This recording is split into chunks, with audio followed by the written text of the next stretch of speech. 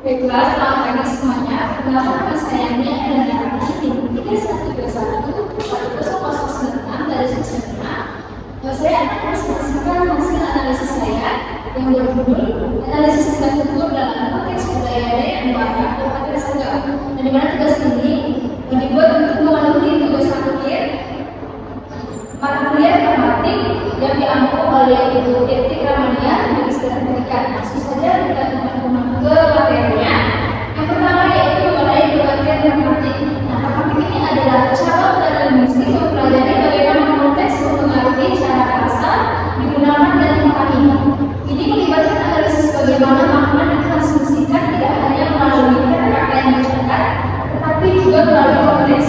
Nah, yang berbicara pengetahuan bersama antara bicara dan terdengar serta faktor-faktor lain yang mempengaruhi kombinasi. Menurut Rees, dalam media tahun 2028, tematik ini yang merupakan studi tentang makna dalam kaitannya dengan situasi berbicara yang meliputi unsur-unsur penutur dan interpreter, di mana aspek yang berkaitan dengan komponen ini antara lain yaitu yang pertama sejarah, kedua itu latar belakang sosial, yang ketiga ekonomi, gender, dan tingkat pendidikan serta tingkat pengetahuan. Nah, konteks ukuran yang berhubungan dengan semua latar belakang pengetahuan yang dipahami bersama oleh penuturnya dan lingkungan bicara. Selanjutnya yaitu mengenai pengertian tingkat ukur. Nah, tematik ini adalah konsep dalam ilmu pragmatik yang mengacu pada tindakan yang dilakukan melalui ucapan. Ini berarti ketika kita berbicara, kita tidak hanya mengucapkan kata-kata dengan makna tertentu, tetapi juga memiliki tujuan atau maksud tertentu dan seringkali menimbulkan efek atau respon dari pendengar. Nah, menurut cair dan Agustina dalam karya alamat tahun 2022, di mana tematik ini merupakan gejala individu yang bersifat psikologis dan keberhasilannya ditentukan oleh faktor tertentu dalam mengatasi konteks ukuran. Tematik ini lebih memfokuskan pada makna atau maksud dari keinginan yang dilakukan dalam suatu proses komunikasi. Tentu dapat berupa pernyataan, pertanyaan, atau perintah. Selanjutnya yaitu menjelaskan jenis tingkat ukur. Nah, jenis tingkat ukur ini ada tiga, yaitu tingkat ukur lokusi, ilokusi, dan ilokusi. Nah, tingkat ukur lokusi ini adalah salah satu jenis tingkat ukur dalam ilmu pragmatik yang mengacu pada tindakan mengucapkan sesuatu dengan makna tertentu. Nah, secara sederhana, tingkat ukur lokusi adalah apa yang diucapkan oleh seseorang, termasuknya kata, struktur kalimat dan makna harikat adalah dari ucapan tersebut. Nah, sedangkan tingkat ukur ilokusi ini adalah jenis tingkat ukur yang dilakukan oleh penutur dengan tujuan tertentu yang diharapkan hasilnya dalam atau respon tertentu dari pendengar. Ilokusi melibatkan dengan dan maksud penutur di balik ucapan yang dapat mengucapkan perintah, permintaan, janji, pertanyaan, atau ungkapan perasaan. Selanjutnya yaitu mengenai tingkat ukur ilokusi, di mana tingkat ukur ilokusi ini adalah jenis tingkat ukur yang fokus pada efek atau dampak yang dihasilkan oleh ucapan penutur terhadap pendengar. Ini mencakup bagaimana pendengar bereaksi atau merespon setelah mendengar ucapan tersebut. Selanjutnya yaitu mengenai teknik pengumpulan data. Di mana teknik pengumpulan data ini saya akan berdua, yaitu mengenai teknik simak libat cepat dan yang kedua yaitu teknik rekap. Di mana teknik simak libat cepat ini adalah metode pengumpulan data dalam penelitian kualitatif, di mana peneliti terlibat secara aktif dalam percakapan atau interaksi yang sedang diamati. Dalam teknik ini, peneliti tidak hanya mengamati, tetapi juga ikut serta dalam percakapan dengan partisipan.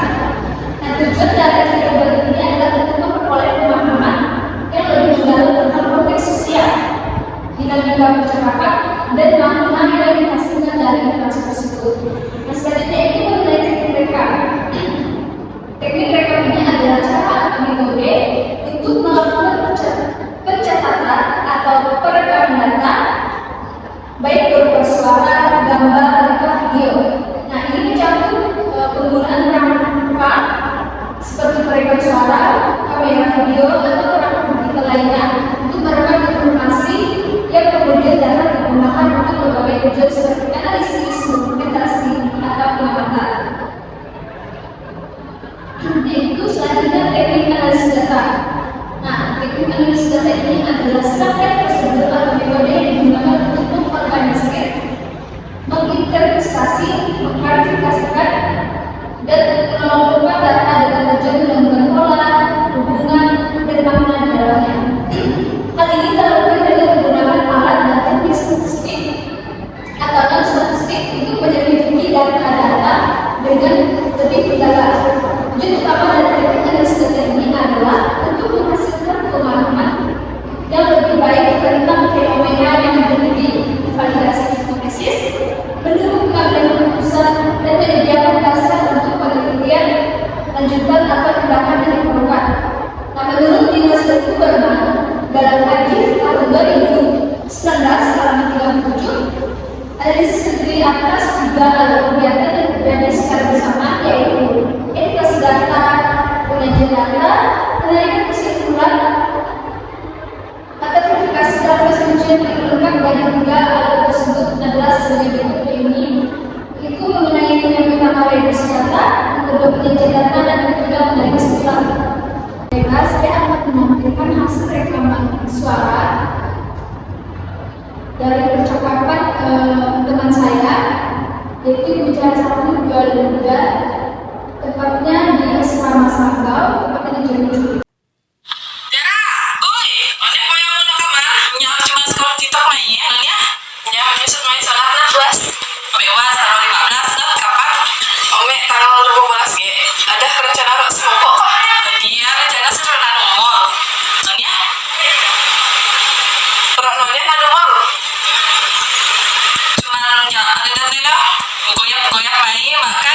Nonton atau main ya?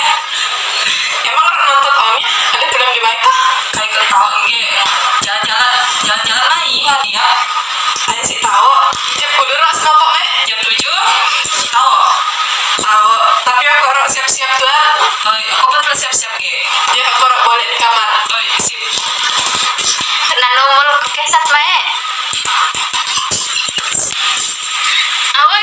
Ngomong orang ini, aduh kena. Oke, nomor ayani, megapol ayani, kau dia si odat no. Ayo, joget lah. Bagus lah. Siap-siap lah. Oi. Dari analisis rekaman video yang saya ambil, yang pertama yaitu mengenai tindakan produksinya. Nah, dari produksi ini merupakan tindakan untuk mengatakan sesuatu yang mengandung makna dasar atau sekedar memberi informasi. Pada yang pertama, cara pertama menyampaikan Oni Koyo Pemahaman, yang berarti apa buat kamu memahami. Nah, sedang pembicara kedua menjawabnya cuma sepotong main dunia, yang berarti tidak apa, tidak ada, cuma scroll TikTok aja, kenapa? Nah, berdasarkan dialog pertama pada Oni Koyo Pemahaman adalah tindak produksi karena secara harfiah penandaan tersebut menandakan aktivitas yang dilakukan oleh pembicara kedua di kamar. Ini adalah makna literal dari kata-kata yang diucapkan. Nah, selanjutnya yaitu mengenai tindak produksi. Di mana tindak produksi ini adalah maksud atau tujuan yang dibalik pernyataan yang diucapkan. Ini adalah fungsi komunikatif dari pernyataan tersebut. Nah, pada dalam kedua ini, cara pertama ini menanyakan Oni Koyo untuk kamar, yang berarti apa buat kamu di kamar itu. Dan pembicara kedua itu jawabnya cuma scroll main dunia, yang berarti tidak ada, cuma scroll aja, kenapa? Nah, dari dialog tersebut, pembicara pertama bertujuan untuk mencari tahu apa yang sedang dilakukan pembicara kedua di kamar. Pernyataan ini bisa jadi karena keingin tahuan, perhatian, atau untuk